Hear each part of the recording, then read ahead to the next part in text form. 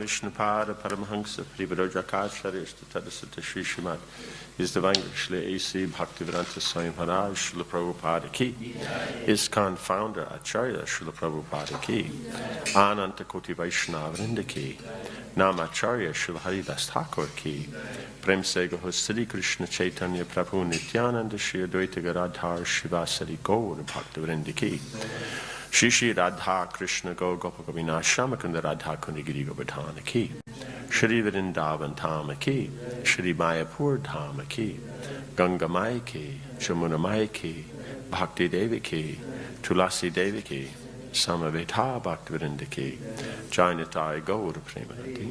All glories to the Assembled Devotees. All glories to the Assembled Devotees. All glories to the Assembled Devotees. All glories to Shri Guru and Shri Gauranga. All glories to Srila Prabhupada.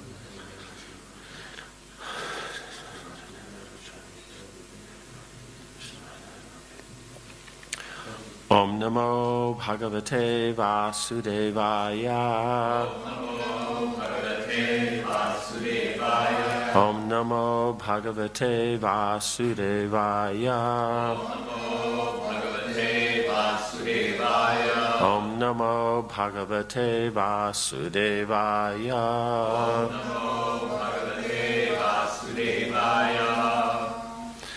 Ya Atmano Drishya Guneshu Sanniti Vyavasyate Sva Vyatirekato Buddha Vinanuvadam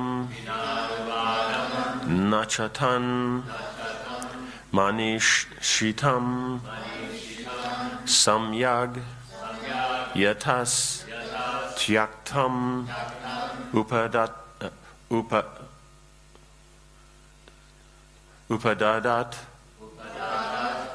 Puman Ya Atmano Drishya Guneshu Sanniti Vyavasyate Sva Vyatirekato Buddha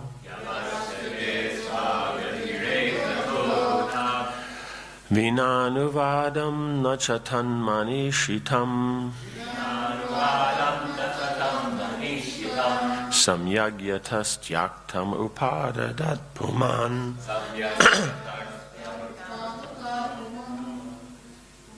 I'm missing a word. You're missing a word. Where are you missing it? Nachatan Manishitam or Tan. Yeah, T-A-N. Tan. But I don't see that in the pen. No pen. Pen, no. Here it is, pen. That's a ton, right? So Tan, T-A-N. Just put it above that, yeah, at that point. No. Put it above. Put it above in that big space there, yeah. T-A-A-N. excellent. Yes, very good. Well written. How do you say? Well scribed. Ya Atmano Drishya Guneshu Sanniti Vyavasyate Sva Vyakirekato Buddha Vinanuvadam Nachatan Manishitam Samyagyatas Tyaktam Upadadat Puman.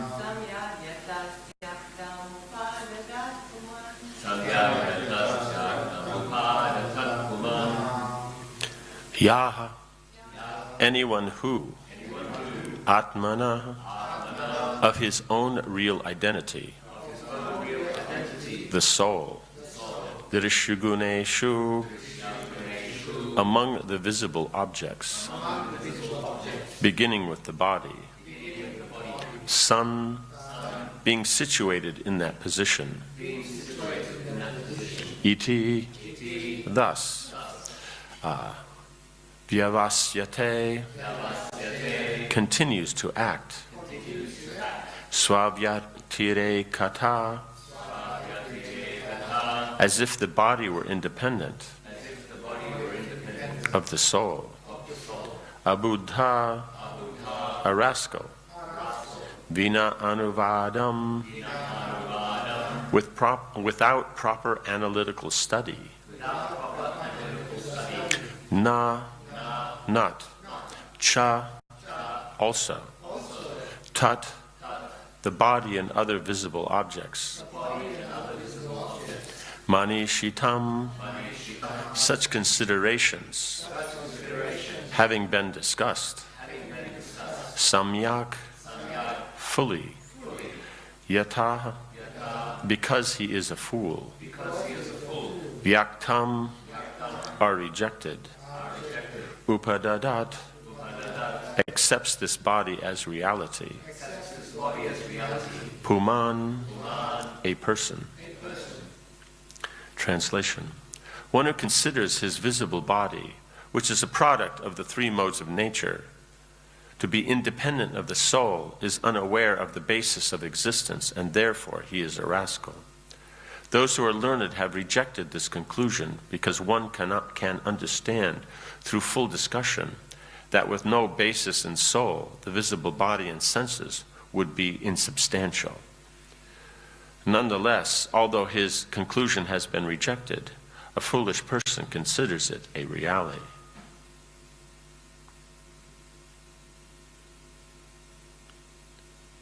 Purport. Without the basic principle of soul, the body cannot be produced.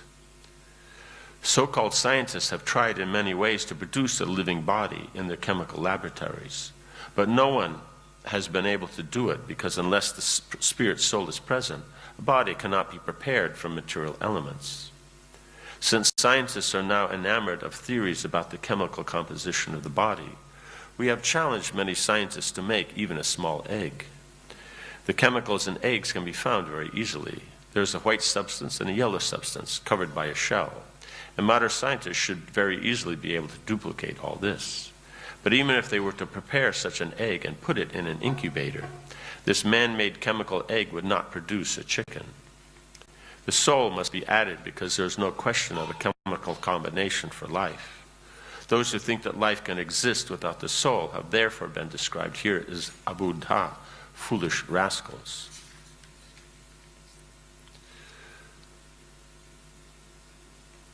Okay, so here we're talking about those who then take the body as substantial, right? Then next he'll talk about the bodies who don't consider them substantial. So they're considering that it's substantial, but it's separate from the soul, so the body on its own is functioning. In fact, generally it's always thought that the soul is coming from matter itself anyway. That's why they don't separately define it, because it's a matter of the chemicals are all there, then everything amazingly happens. But strangely enough, they've never been able to do it. So much theory, so much everything, but it's impossible, right? You know, like people coming up with a theory how this round rock is going to fly, but it doesn't, right? It can't without something else. So the ideas here is that they're taking it that the chemical composition is what causes, but what's not understood. It'd be like, let us say, it would be the level of intelligence, like thinking all the cooking is going on in the kitchen, but there's no people involved. It's just the combinations of the cooking ingredients and the pots and the fire and all those kind of utensils, and therefore we're getting a cooked meal. They don't see it's the person is there, therefore it's transforming. So in the same way, when the soul's in that bunch of chemicals, then the chemicals transform. And if the soul is not there, it doesn't transform. It's that simple. So, but the foolish person doesn't even understand that. They think that the body, it just happens on its own. And then if there is a soul, that's just a separate thing. So there's this idea that you can have this separate science that functions there. And okay, maybe they understand there's a soul, or they may have that kind of religious aspect. But they consider that the body the life is just made out of material elements. It's just a combination of elements. So basically, all those who are materialists think in this way. So the karmis will think this way, so they won't actually give the understanding to the soul. And then next we'll deal with the others. Again, there are those who reject the body, regarding it as insubstantial. They are of the same category of fools. One can neither reject the body nor accept it as substantial. So the impersonalists in that, they take it as insubstantial, right? It's just illusion and all this. But the point is without it, they can't perform their activities that they claim will elevate them to the transcendental position. Right? Because it's only through the body that they can do their austerities, they can do their studies, they can do all the different things that they consider important for advancement in the philosophical path. So, yeah. So both of them are considered fools. Because, as it mentions, they're analyzing but not actually properly. Right? So one gets very, very technical or they're analytical, but because they're missing some parts of the formula, it doesn't work. And the other person, it's not a very sophisticated analyzation. They just kind of put, two and two together and get, 7 or something, like that.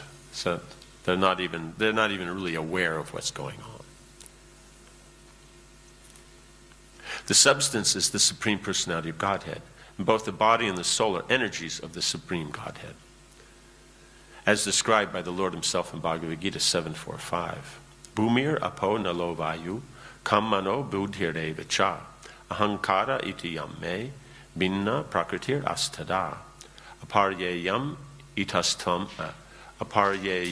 itastfanyam prakritim vitime param jiva bhutam mahabaho yayedam dharyate jagata. Earth, water, fire, air, ether, mind, intelligence, and false ego. Altogether, these 8 comprise my separated material energies. But besides this inferior nature, O mighty Arjuna, there is a superior energy of mind which consists of all living entities who are struggling with material nature and are sustaining this universe. The body, therefore, has a relationship with the Supreme Personality of Godhead, just as the soul does. Since both of them are energies of the Lord, neither of them is false, because they come from the reality. Right? So one may say, but the soul is unaware of the transformations of the chemical compositions of the body. That's because the body is controlled by the Supreme Lord. Right? The soul is controlled by the Lord, the body is controlled by the Lord.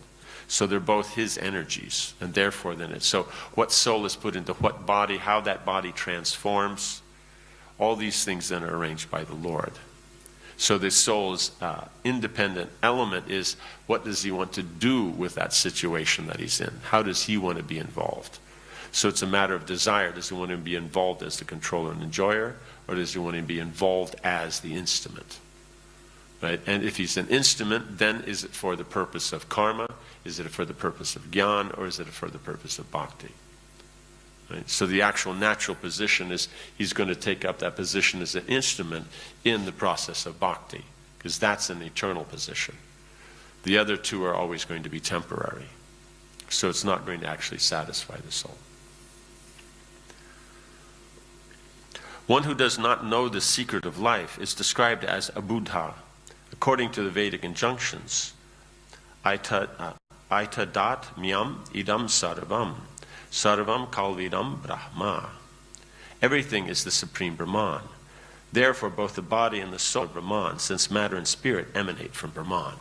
Right? So you have Krishna is the source of everything, so everything that comes from him will also be of the same aspect. It'll have different features. and it can have less features naturally. But it's all, everything is Brahman. There isn't something separate. So that gets rid of the point of, oh, it's just matter, and so matter transformed. No, it's Brahman. That's why there's life. And if we say, no, it's all illusion, no, it's all Brahman. So in any case, you come back to the position that you have the Supreme Brahman, then the Jiva Brahman, and material energy Brahman. And they're all controlled by the Supreme Brahman. So they're going to function according to the Supreme Brahman's direction. They're not going to function according to our idea, our speculation. Like that. Does that make sense? But otherwise, then we become foolish. Yeah. Like that, because as we see in here, in all the material elements, then the first one is your ahankara. From that's how all the others come. In the Shringa Purana, in giving some detail on how the elements are manifest, because you have pradhan when you add. The glance of the Lord, which includes time, so that there is ability for transformation to take place. Without time, there's no transformation. If you don't give anything any time, nothing can transform. So you have to have time. So when the time element is brought in, when the jivas are brought in, but the actual point that is, you could say the catalyst, right? Time is just there so it can. The catalyst is false ego. So as soon as you add the false ego, then the separation starts.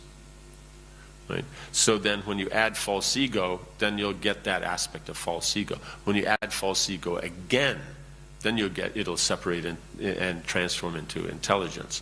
Add again false ego, then it'll become mind. Again false ego, then ether. Again false ego, it'll go like this. And then as each of these, the Mahabhutas go, then you'll also get the sense object. They'll all manifest along with that. But it's all the addition of false ego.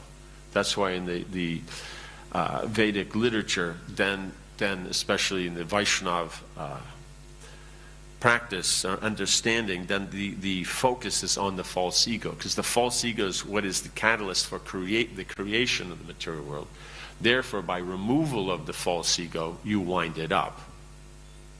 If you remove false ego, it moves back into the next element. You keep moving. And once you remove it totally, then one's out of the... Does that make sense? So that's why then the focus on, I'm not the body, I'm the soul. And we may think, okay, that's a very basic thing, but it's the basic thing meaning that's what works. You know, it's just like, okay, are you cooking? Did you turn on the fire? Oh, that's so basic. Can't we move on to more advanced kind of aspects? Like that, you know, like we'll cook through telepathy or something, you know. So the whole point is, no, it's the fire is the thing. As you add fire, then each aspect works. Right? You add the fire, you can put the spices. You add the fire, then you can fry things. So you add the fire. As the fire is there, then you can boil it. So it's all about the fire. So as you add the false ego, that then makes things grosser and grosser. The greater the false ego, the grosser the understanding.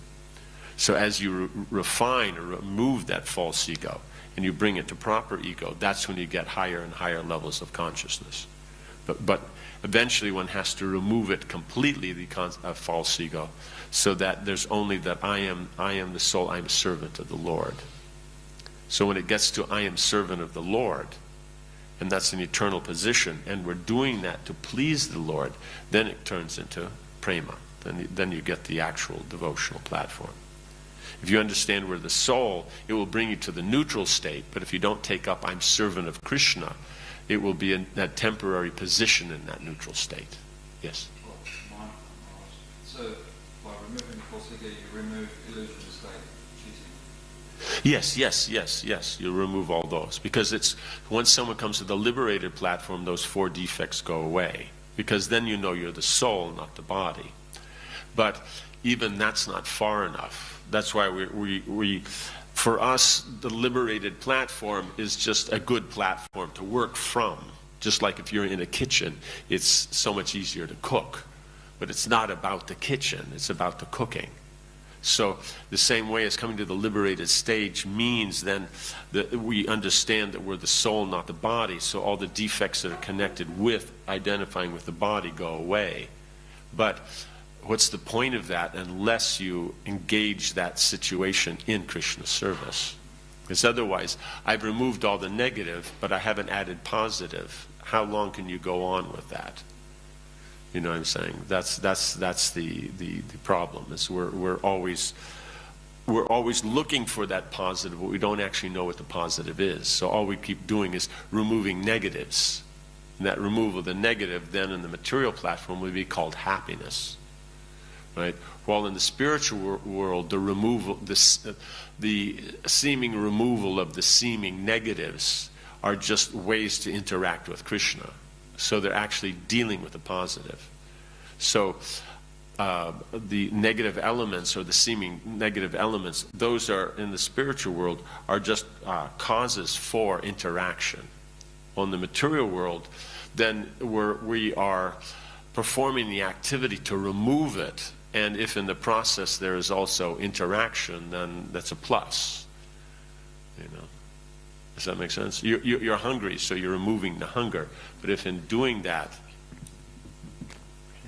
you can also, how you say, sit with people and talk, great. You know what I'm saying, in the material platform. Because what you're doing is removing the hunger. So for those who have a little bit more understanding of culture and the personal aspect, then it's a similar thing. But then the difference is that it will look closer. So it will, just like the reflected form is how you say, the closest. But the problem is it does have that reversed element to it. Right? So bringing it to what's recommended in the scriptures and following that culture is there, like how you take prasad and things like that, then that will bring about, how you say, it removes the difficulty of hunger. But at the same time is that it will have that that element of interaction. But only if it's devotional, then it will actually be positive.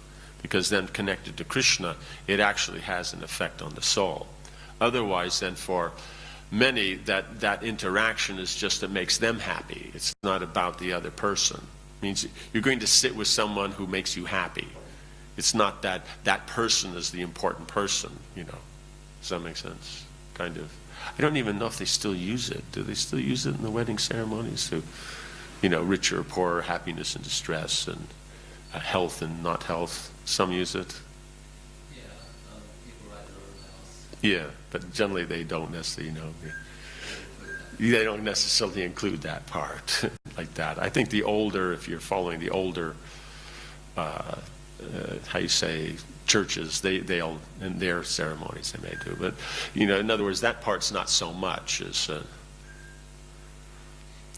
does that make sense? So in other words, the platform of liberation is that is the platform by which, by getting there, then it's the most easy to apply the positive. Like that. Because you don't have the defects of dealing with the negative from a perspective connected with the conditioning. Because that's where we're identified. So we say is, no, he's selfish, he's only thinking about himself.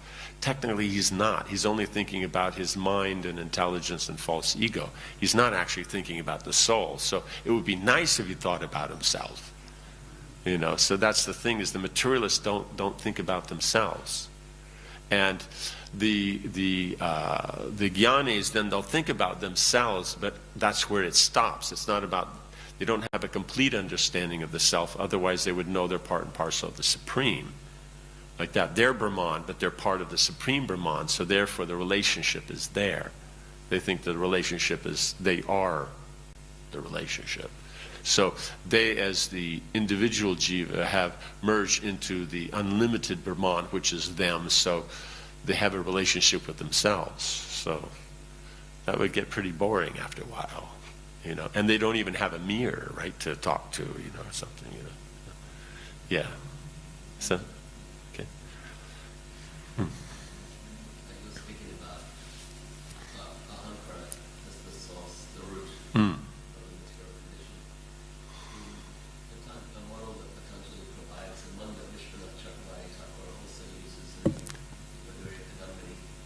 They start with avidya, ahankara, raga, vesha, abhidivesha, so 5. Ignorance, false ego, attachment, aversion, and fear as a progression. Mm-hmm. Can you comment on that? Yeah, here is that false ego, meaning that you have manifest a particular false ego. So ignorance means ignorance of your relationship with the Lord. That will be the first point that will come up. So because of that, then if we don't include the Lord, then we'll come up with the false concept of I'm the controller and enjoyer. Because we're perceiving the transformations of the Lord's energy. And those transformations are going on for the Lord's pleasure. But we're not seeing him in connection to the Lord, so that's the ignorance. So because of that, then we think that these transformations, the forms, the actions, the results, then can be for us. Because we do perceive that happiness comes from beyond us. But we identify it with these external features rather than beyond, meaning we're Brahman and then the Supreme Brahman. So the ignorance then will cause that false ego. And so then that's the generic as the linga sharir. Then there'll be the specific that we get, within this body. But it's just the aspect of the weakness of heart, and then the attachment to the material taste. Material taste, that's the specific that we have now. But the weakness of heart, that's actually the original. Right? So it's the same thing, just as the different forms. Then there'll be, what was the other? Then the other 3: fear, attachment, aversion, and fear. Okay. So then there's attachment, because we can from the transformations, these external transformations, then we feel I can enjoy. So that's the attach. So if I get some from I enjoy, those things that are against that, then that is what I reject. And then fear will then come as that you have the fear of, okay, if I have something I'm attached to, I don't want to lose that, or I'm fearful of being in contact with that which I've rejected. And then the bottom of that is you could say it's like a how do you say, material sandwich, is that the fear is the actual fear of our relationship with the Lord. So you have that ignorance, and then that fear, and then in between that will be the false ego and the attachment and the rejection. Does that make sense? So that's why sometimes you can mention those middle 3 without the outside 2, because they're just, when you ask, oh, what sandwich are you eating, you generally don't necessarily mention the bread, you mention what's inside. You know what I'm saying? Though it may be, if it's something special, then you'll say, oh yes, it's, how you say this on rye or something. Yeah, sourdough, or, yes. How you say it's how you say Russian brick bread, like that. The advantages is you can always build a house out of it, or, if there's a skirmish, then you can stack them up and hide behind them. And Or make japa beads. yeah, make japa beads. Yes, that works also. So it's very. You cannot underestimate the practical applications of the Russian bread. Like that. Yes. So does that works? So that's what's going through, because you're taking the transformation of the consciousness. What we were discussing before is the transformation of the material elements, but it's based on that false ego, which basically means the ignorance. So when you remove ignorance, then everything's gone. Like that. So then, because we're not aware of the ignorance, then the first thing is to deal with who we are. So if we understand we're the soul, not the body, and that we're a servant of Krishna, then that in dealing with that aspect, you remove the ignorance. Or if you deal with attachment, that you're attached to this, but that's on the bodily platform, but on the platform of the soul, these things that you're working with, you can work with those things because they're the nature that you've acquired, but you're working with them without attachment to please Krishna. So then you purify that. Or the aversion, then the aspect of that we don't reject things that be engaged in Krishna's service, or we reject things that can't be engaged in Krishna's service, so we purify that.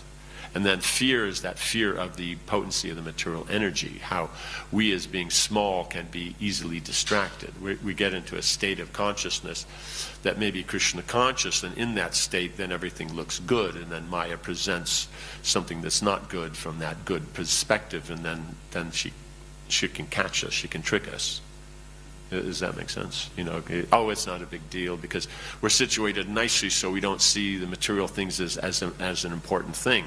But then she'll present something material and we won't see that it's being used on the other side.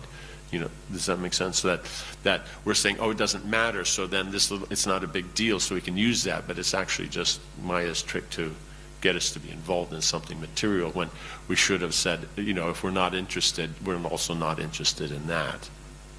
You know what I'm saying? So like that, then all these levels, you by removing ignorance, you move the others, but at the same time, it's because of our conditioning, then all these five are all dealt with all at the same time. So these are all, you could say, the things that affect the consciousness, like that, you know, and define the level of consciousness. You know, what kind of ignorance you have, then where you are in the five levels of consciousness, or what kind of ego you have will put you in those five levels, right? What's your attachment? You know, what you reject? You know, it's just like the karmi, he accepts the material world, so that puts him there, and the jnani, he rejects the material world. You know, and his attachments to Brahman, or you know, it's like, so these five is then how you can judge someone's placement. That would be easy if you want to know how someone's situated in the five levels of consciousness. Using these five as the thing would be the very easy way to do it. You know, like they're attached to their senses, they're attached to the social customs, you know, over the day, they're attached to the scriptures and following the scriptures, they're attached to detaching themselves from the material nature, or they're attached to Krishna. You know what I'm saying?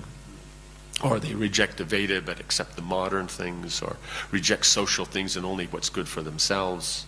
You know, these will all place them in there. Or they accept bhakti and reject liberation. Does that make sense? So like that, then it makes it very clear. So that's why Vishwanath Chakravarti Thakur put so much emphasis on that, because that's how you judge the consciousness. And because it's about consciousness, trying to transform the consciousness, then this will be the tools by which we can appreciate actually what level of consciousness we're on. You know, just like the philosophy, you can tell any philosophy by also five things. What's their concept of the soul, of God, the material world, you know, as the relationship? What is their process of elevation, you know, with these, combining these three? And at the final result, you know, what do they have, and what's the relationship between the soul and God? You know, and the material energy. It's like this. So then you can judge any philosophy that way, and you can judge any consciousness by those. That's the five levels of consciousness, the Anamoy, Pranamoy, Manamoy, as defined in Taittiriya Upanishad. Oh, that's the Upanishadic approach. That's how they define everything. Bhaktivinoda Thakur brings that out. That's where I'm taking it from. Is that it's sadhana and sadhya. Yeah. So you have the yeah. That's there. So he sees that he in his Tattva Vivek, he takes each of these five and then gives 10 details within each of that.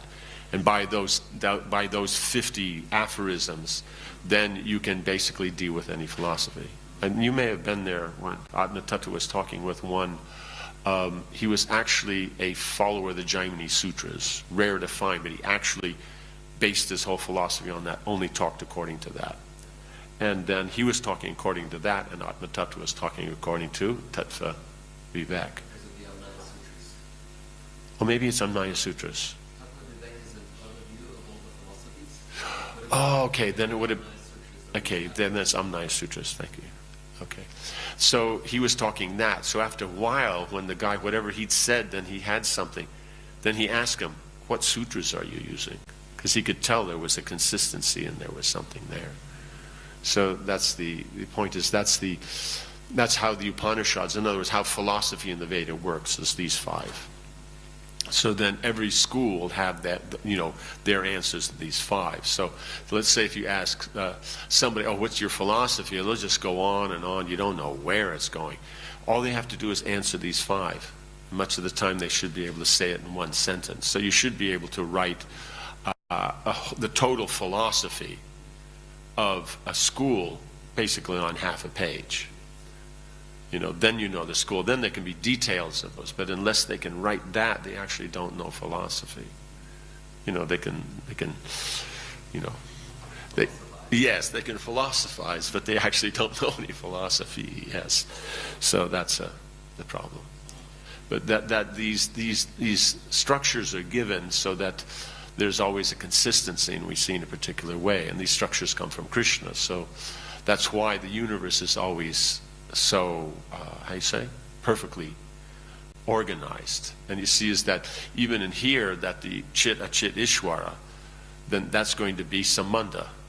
Then the sadhana is going to be Abhideya, and sadhya is going to be Prayojana. So then all these aspects of the Lord, the Jiva, and the material world, that comprises Sambandha Gyan. Then there'll be further details, because we see when in Lord Chaitanya's philosophy, then that's what's described in Sambandha, is only that.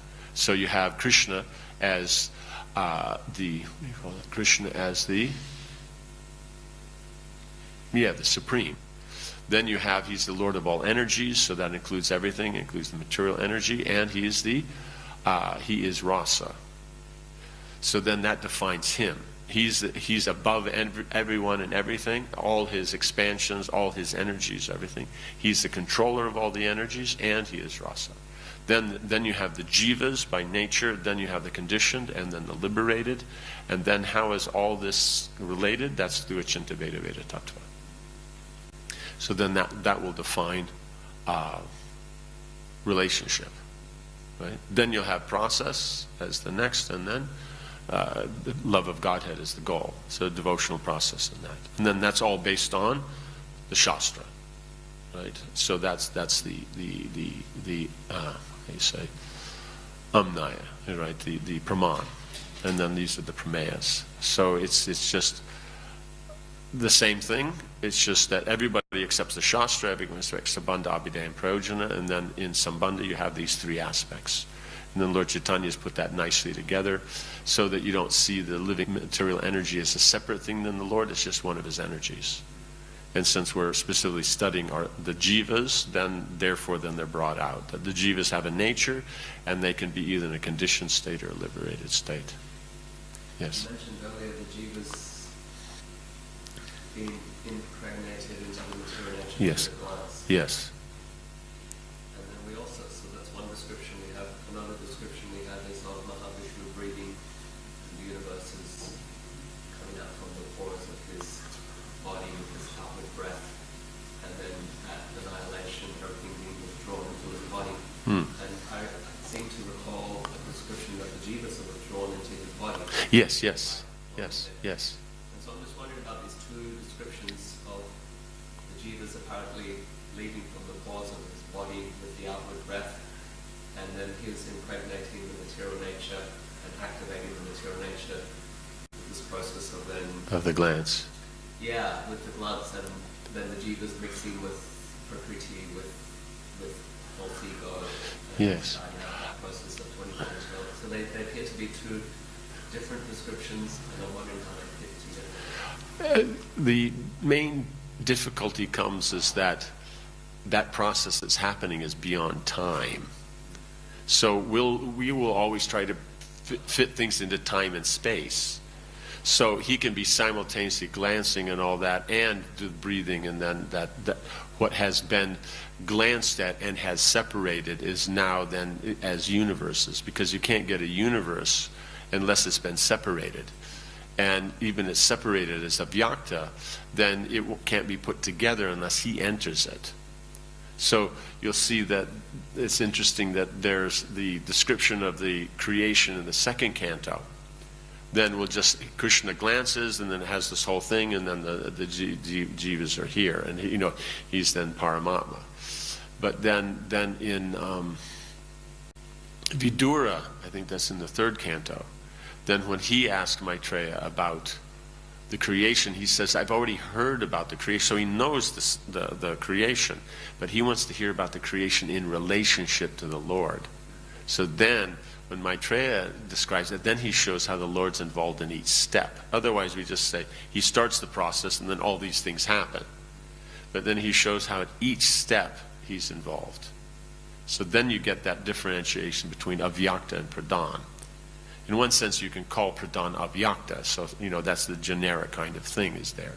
So either pradhan means in its resting thing, or avyakta means the unmanifest, means the primary creation.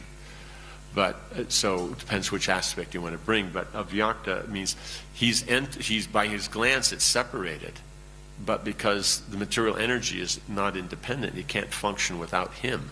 So it can't actually be put together into forms and actions. So therefore, only when he enters it, then all the various atoms can then be put together into the various forms. And even this is still in the primordial state. We haven't even gotten to the gross manifestation, just the concept that you can combine these atoms and get this particular situation or form of life. You get mountains, or you get an elephant, or you get water, and you can get fish, or you can get air and birds, and you have valleys, you have rivers. All those, it's only because he enters it. So then he's the attractive feature.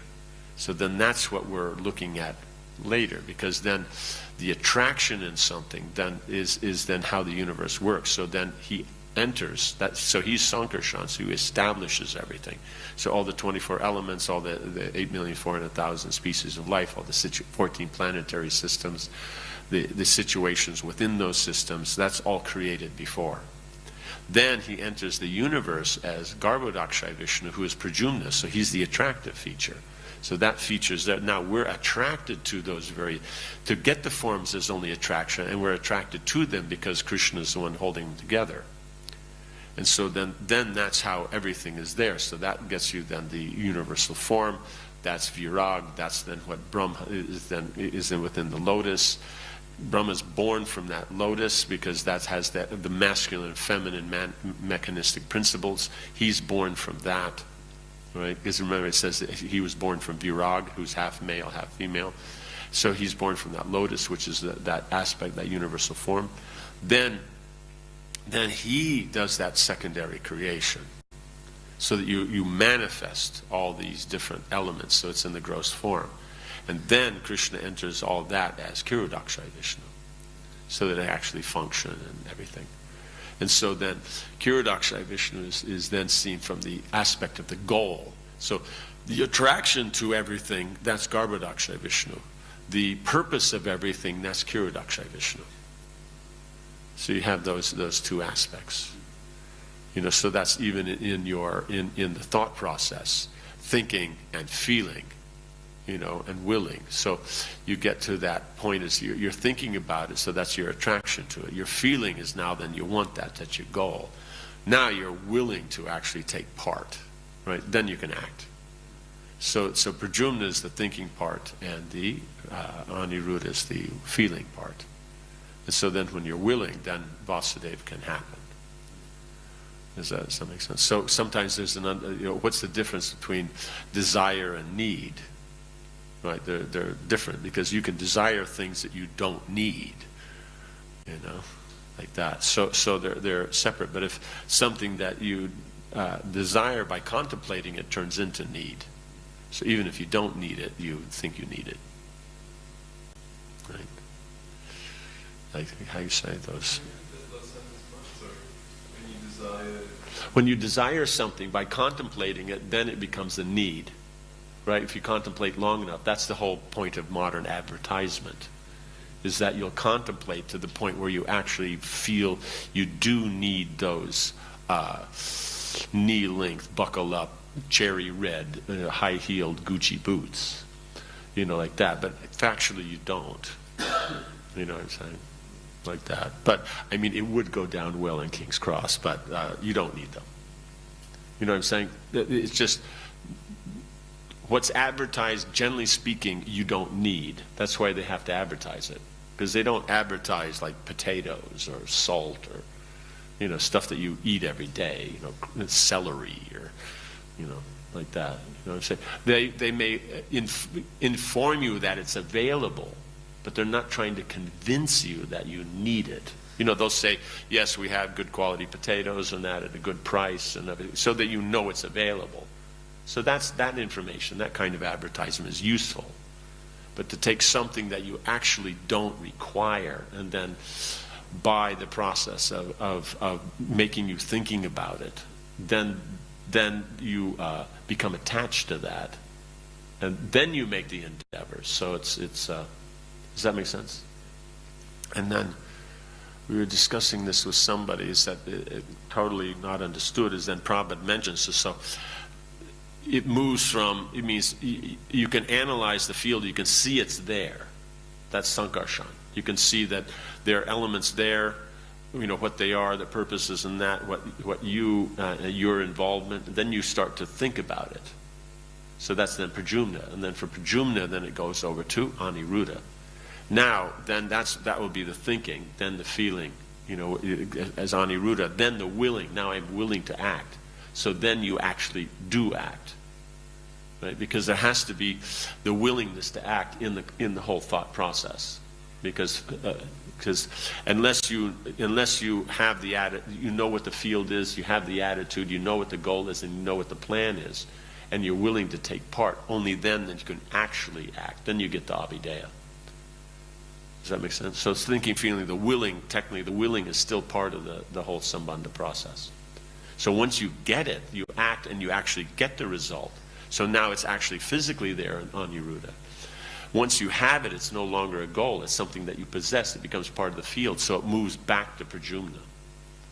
This is not a really well understood thing, So that's how the holy name can be the process and the goal. Through the process, you get the goal, and it's the goal, then it goes back to you still continue. Yes? See how contemplating material things we can so easily develop desires or attachments? Yes.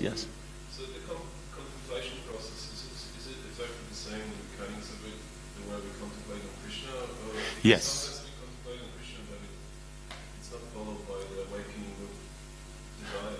It's just a matter of continuity. It means the reason one develops that need is because of regular, constantly thinking about it. Like if you're walking down the street and in the window of the shop there's something interesting, you look at it and go, that's interesting, and you just keep walking. That's it. But now as you keep coming by the shop, keep seeing it, then you'll start to contemplate. And if you contemplate enough, then you think, then you require it, then you go in and get it. So all it is that we're hearing about the importance of thinking of Krishna, and we're engaging, in the process. But we're not necessarily consistently maintaining that. So then that's where that weakness that you're pointing out comes, is that it doesn't become a need because we don't think about it enough. That's the importance of associating with devotees. That's the importance of hearing and chanting, is because then we will gradually develop that need. Because once you have the need, then the whole process goes very, very easily, very quickly. That's when you're starting to talk about, surrendering in a moment kind of stuff, But as it gets to that, that's why then, if you're consistent, we see that situates you nicely on the Madhyama platform. Then if you're consistent for, time, then you start to develop a taste. And once you get a taste, then the interest in all these other things, in other words, whatever little bit of anartha is left goes away quite easily, because you have a higher taste. The lower taste is not interesting. Then that will bring you to, so because you have a taste for it, then you'll get that attachment. right? So now we're talking about the processes being reversed. So now you have real attachment, and you have aversion to what's not connected to Krishna. And then you have a fear of the material energy. So because of that, that situates you on the transcendental platform. Right? So now all we have to do is get rid of that last little bit of what do you call it? Ignorance and ego, in which we consider ourselves, what do you call it? Advanced spiritually, or a guru of Vaishnavas. Because that's the subtlest form of I'm the controller and enjoyer. Like that. So then that also has to go away. Because if that's there, one can be on the liberated platform but still get stuck. You won't get to Purva Rag. You won't get to that point where then you're qualified to then take part directly in Radha and Krishna's pastimes.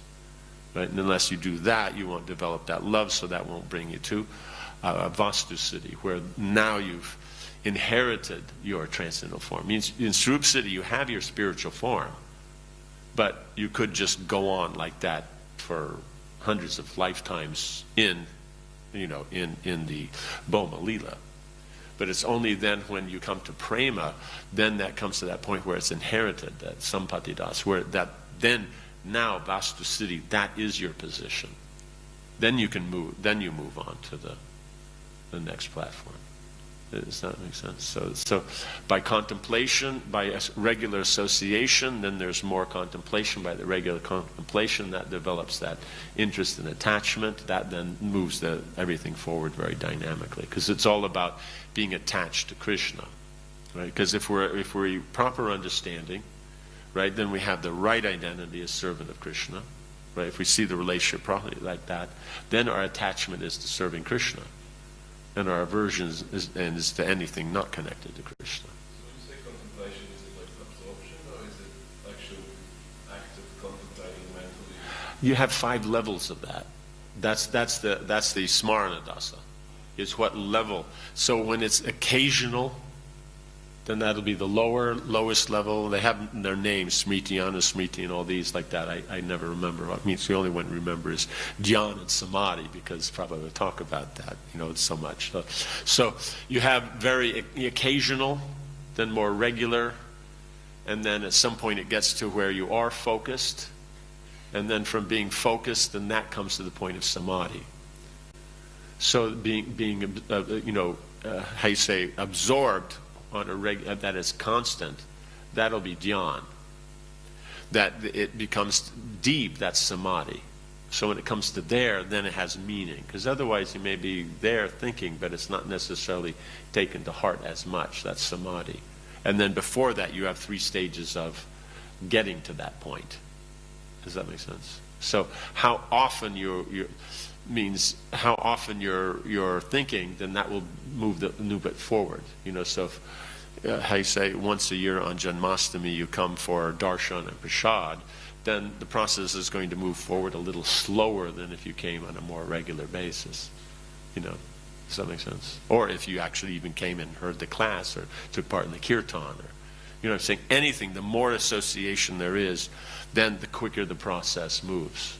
So that was Prabhupada's idea of this full immersion in having the temples, and that you're once fully absorbed in Krishna consciousness. And then when you expand the community out, you can expand it on that foundation. So then people will learn that, okay, I can't live in the temple, but I can be absorbed like that in my own house. Though, and that the temple, the advantage is Krishna's place, so everything's connected to Krishna. Even sweep the floor or fix something or like that. It's like, over there, that's the things are stuck in, but let's see on this last one over here, they're sticking up a little bit, the one above it, a little crooked. So just fixing that, because one is a neat freak, right? But it's Krishna's, so you get the benefit from that.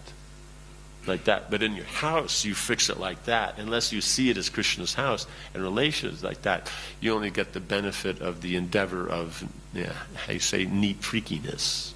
You don't actually get an eternal benefit. But when you start like the temple, see that, but it's Krishna's house, and what I do is to please Krishna, then what takes on the same quality as the person living in the temple. Like it takes that you have to make that intellectual adjustment. but you can get the same effect. While for the devotee in the temple, even without making the intellectual adjustment, he's getting the advantage. Then by getting purified, it will become conscious, like this. So it's like what Krishna is mentioning in the Gita. You have the Astanga yogi and you have the Bhakti yogi. But if you follow the process properly, they both get to the same point. They'll both get liberated and then be able to perform the devotional service. So by using the indirect, you can get to the same position as the direct. Like that. Just you have to be conscious to make the connection. That's the advantage of the direct, is even if you're not conscious, you're getting the benefit. But the indirect, if you're conscious, you'll get the benefit. But it's just that work. So because of our conditioning, because of our attachment, then we're willing to put in that effort in the indirect. This is the environment we like to be in, the home and family, and whatever is the specifics of our interest. But if we do it, it's the same. Then you have community. Then the point is it's the same thing. So to say, oh, there's community we don't need temples, or there's temples, we don't need community, it's missing the actual point of what the devotional process is. We may be thinking of them managerially or economically, or something like these other kind of sub-religious considerations. But if you actually look at it by the actual process, it's for transforming the consciousness. So therefore, then there's the two go together. You need them both. Does that make sense? Yeah. Okay. Good. Yeah. You have something? In the Sambandha Abhidaya process, the first thing is the planning. In the planning, you start with the Sambandha and then you go to the end result and then work back. Yes. Means basically the best position is to start from the attitude. How to approach something. What's the proper attitude to approach something? That's part of Sambandha. That's the Prajumna aspect. So, because if you have the right attitude, then it makes it so easy to deal with the whole process. Now from that, then having the right attitude, then what is the purpose of this field of activity that you're looking at? So once you see the purpose, then the mind, because the mind accepts and rejects, so it's just knowledge, that's what the intelligence deals with. But the accepting and rejecting is done by the mind. So if the purpose is good, the mind thinks this is a result I like, I would be interested in. Then the next thing is you go back to the subject. So what actually is the subject? So then you start using the intelligence. And then seeing the field, then you know all the elements of the field. What are the purposes of each thing? What's their relationships? How I fit into it? Therefore, then you can, and you know that you can get a goal with these things. So then now you have to figure out what's the plan. Right? So the plan is just will be the fourth stage of that how you say Sambandha process, or what Yudhishthira Maharaj calls focus. Right? So when all these four are in place, then you can say you're actually focused. Now you're ready to actually make the actual external endeavor. So even though you're dealing with plan, it's not actually called abhideya until it's applied. So in other words, the theoretical understanding of the attitude, the goal, the subject matter, and the plan, that's called Sambandha Gyan. Right? That's Sambandha.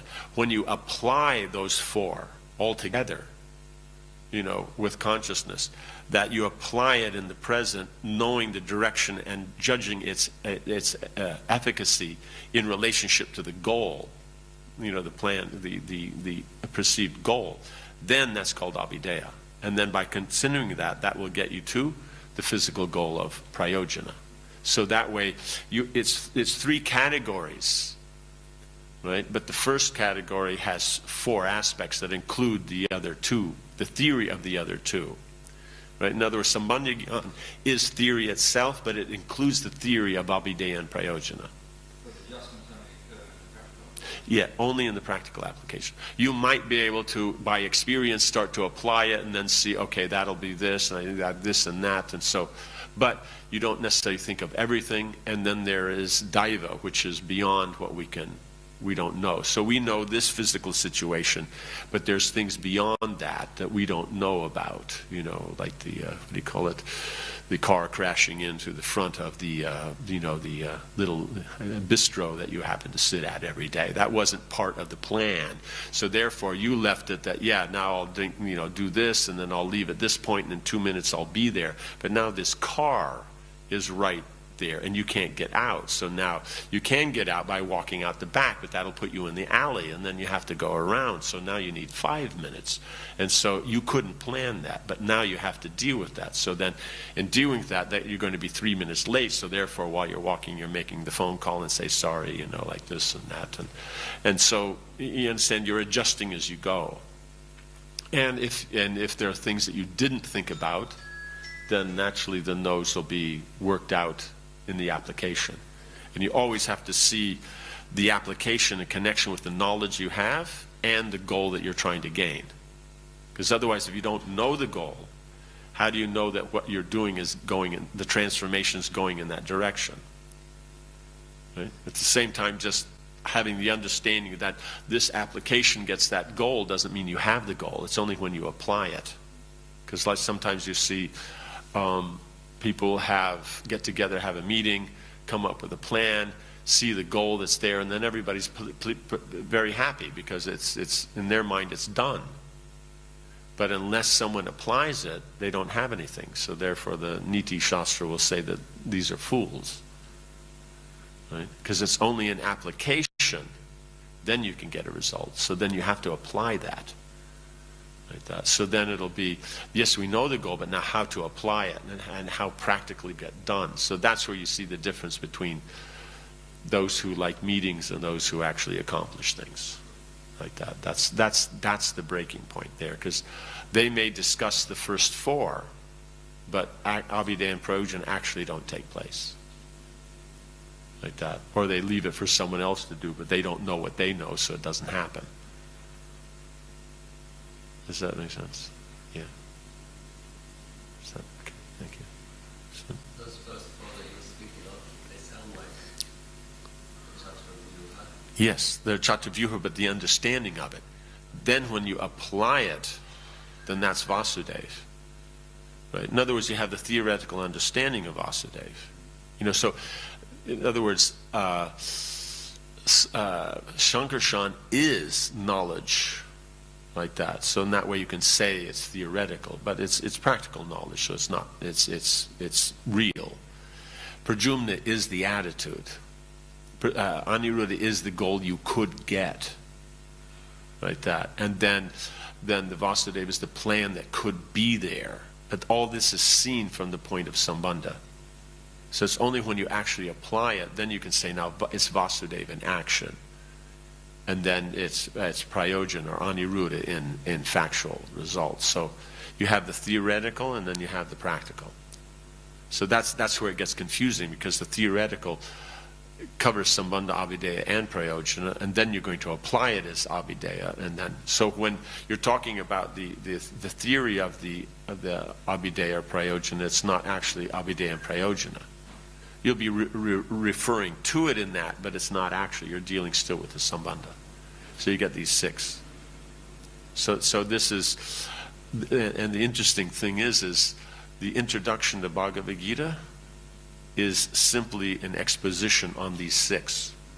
It just goes right through one after another. It'll be, you know, there'll be some paragraphs, and then he'll just go to the next thing. So the first thing he talks about is the spirit, then the purpose, then the subject. Like that. Does that make sense? So some places, some of them, especially the subject's very big. You know. And then the subject being those 5 parts, you know, how you say, of, what do you call it? The living entity, the Lord, the material energy, and time, and karma. And then that, we go very big. Yeah, then that you have to apply it in devotional service, then its application, and the result in love of God. So it's very interesting, the purport is structured exactly in that way. So that was the original work of Atma Tattva and the study guide. And that was what it was. So one may say, oh, this is very esoteric. That's what Prabhupada starts out with.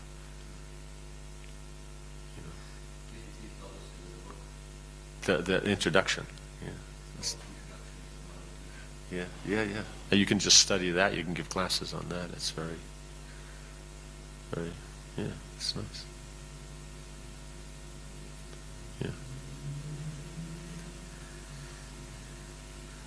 So does that make, so that's the advantage of a Chinta Bheda Veda Tattva, is that we can accommodate that things are simultaneously going on, but they're still different.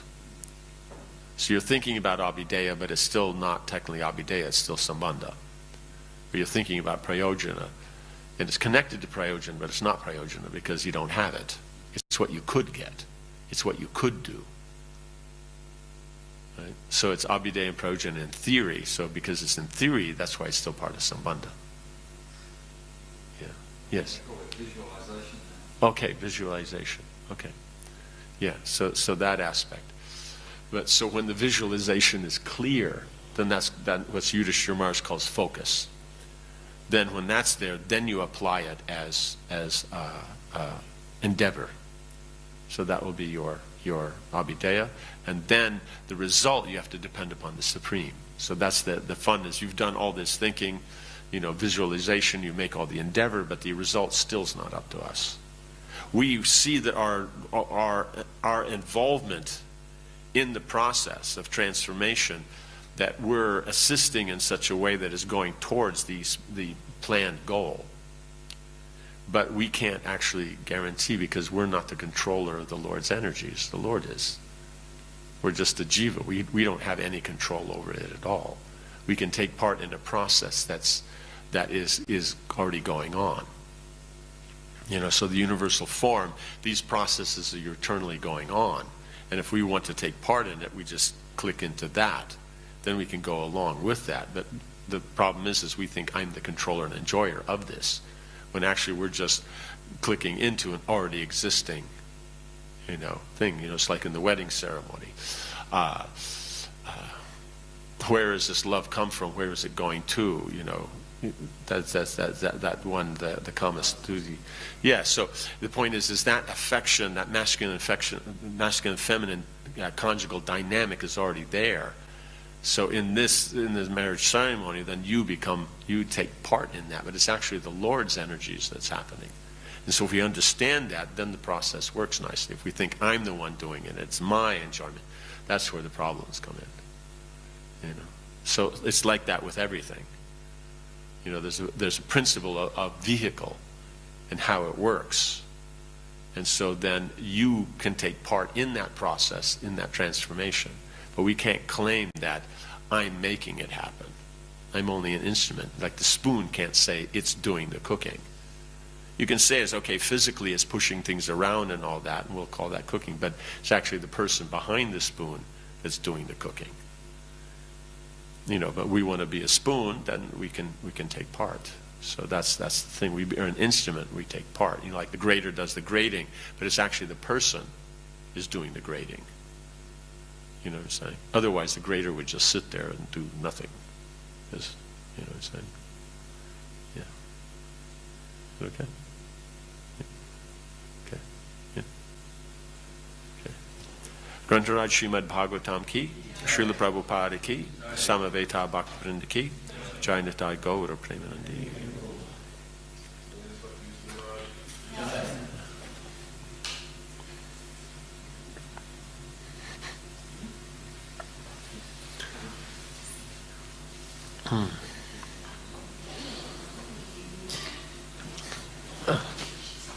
If it's understood, the analytical aspect is so integral and so important. But if one doesn't know how to use it, then